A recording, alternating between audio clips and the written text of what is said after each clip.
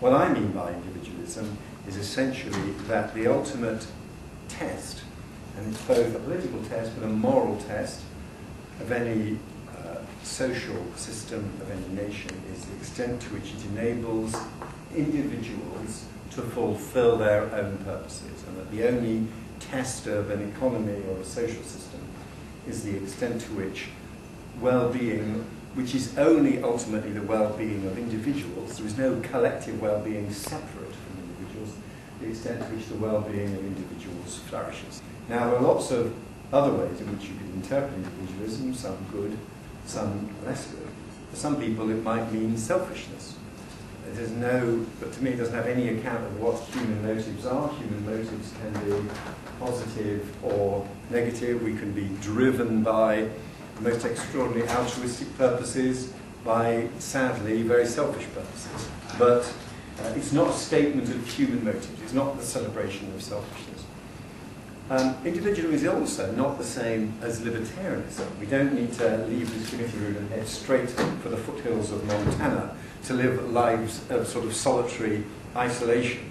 There's nothing about individualism that says we are solitary creatures. It doesn't say you have to escape from society. It doesn't say that social interaction is somehow a bad thing, or that laws and governments are a bad thing. So it's not libertarianism. And thirdly, and I say this with a bit of caution, as we were in the Thatcher room, I did once have a conversation with Margaret Thatcher where I said, sort of quite casually, about our economic policies, and said, of course, we believe in laissez-faire. No, not laissez-faire, ordered liberty, not laissez-faire. And I never quite worked out whether she objected to laissez-faire because it was a French word, or whether she objected to the idea behind it. But it's not an attempt to say that there is no rule for public policy or for government in the economy. What it is saying, the ultimate test, moral test, political test, is the well-being of individuals. So it looks for a system in which individuals have the greatest scope for pursuing their own purposes, but also, and this is the tricky bit, ensuring that wherever possible, these produce outcomes that work for the well-being of others as well. We're not saying individuals have to pursue directly and consciously the well-being of others, but we do say that a system where you maximise the individual's ability to pursue their own interests should also maximise the well-being of everyone. And it was the extraordinary skill of Adam Smith and the great political economists of the 18th century to show that that idea of ordered liberty didn't require individuals directly to pursue the wider interest, but nevertheless could ensure the maximisation of the well-being of the wider interest. And that was because each one of us has a tiny fraction of knowledge, but we have a bit of it is distinctive.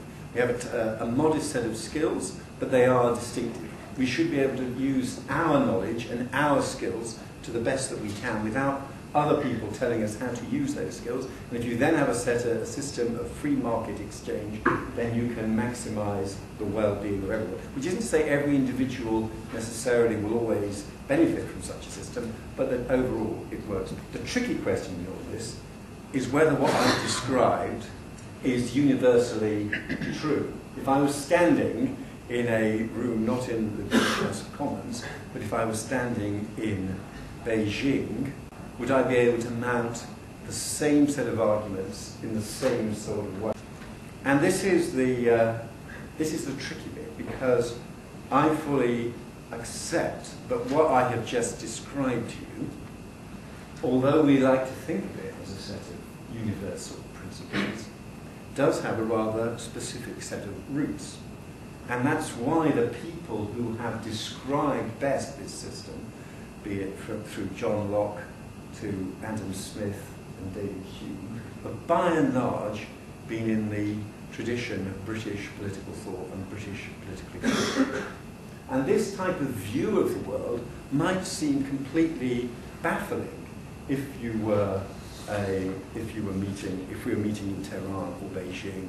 I'm not claiming that every society will reach these insights by the same way, because I do think there are three particular reasons why we have reached this sort of view of the world. The first reasons are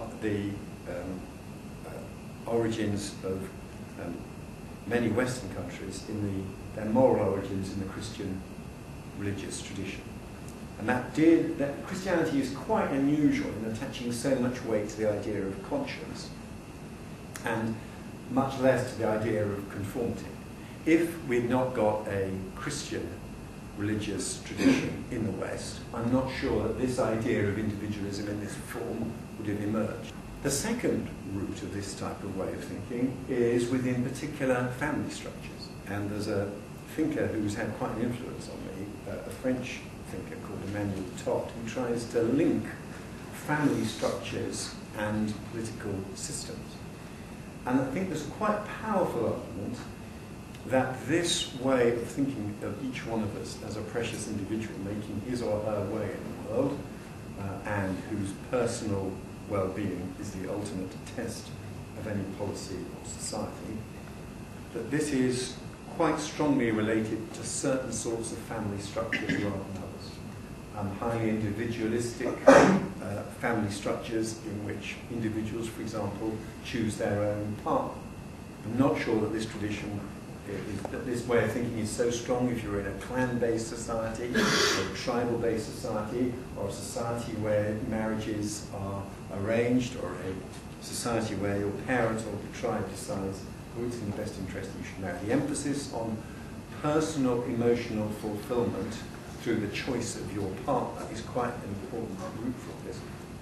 And interestingly, there was some analysis of some of the most robust individuals you could imagine.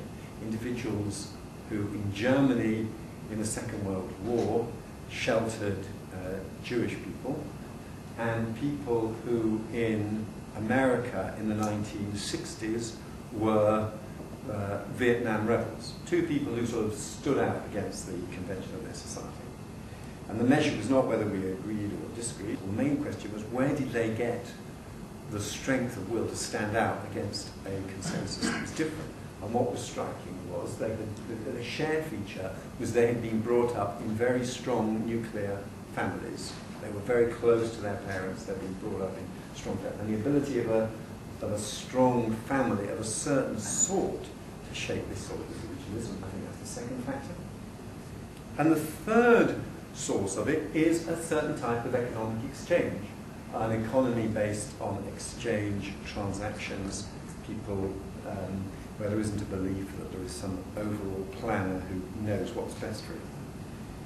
Now, it so happens, if you think of that sort of Venn diagram of three overlapping circles, where the Christian tradition, the family structure, an economy based on exchange, where you find a society where those three features all obtain, what you find essentially is the Anglosphere.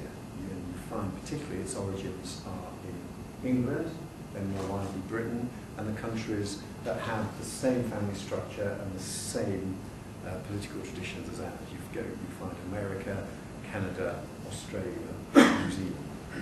And that's where this tradition is strongest. It's what I think the British political tradition is. Even after the economic crisis that we're now going through, one prediction is that I think in 2015 will be the year when, for the first time in recorded history, the majority of the output of the developed world comes from the Anglosphere.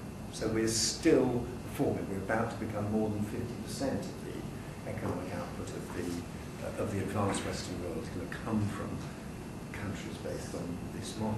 So I do think it's a very effective model. There are subtle variations, there are alternatives. It's not the tradition of Rousseau or Descartes. As I say, it may not be the traditions of China or other more distant countries, but it's our tradition, and it's the one within which we live. And I think it's the party that we support, it's the Conservative Party which above all is the bearer of the understandings of why this tradition matters and what sustains it and why it's good for people, that gives our party its moral and political purpose. Thank you very much indeed.